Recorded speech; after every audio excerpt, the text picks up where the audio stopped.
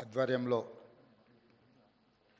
మిత్రులు ఉప ముఖ్యమంత్రి వర్యులు శ్రీ బట్టి విక్రమార్క గారు రాజీవ్ గాంధీ సివిల్స్ అభయహస్తం కార్యక్రమం ఏర్పాటు చేసి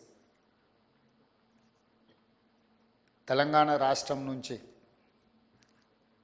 ఎన్నో కలలు కంటూ ఉజ్వల భవిష్యత్తు కోసం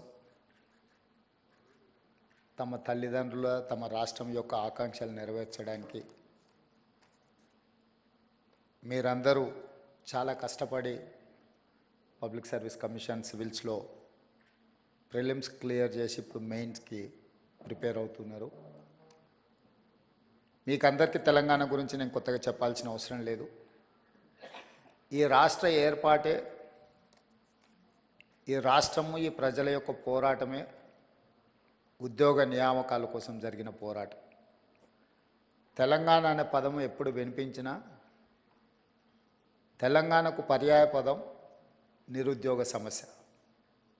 ఆ నిరుద్యోగ సమస్యల నుంచి పుట్టుకొచ్చిన భావోద్వేగమే తెలంగాణ ఉద్యమం.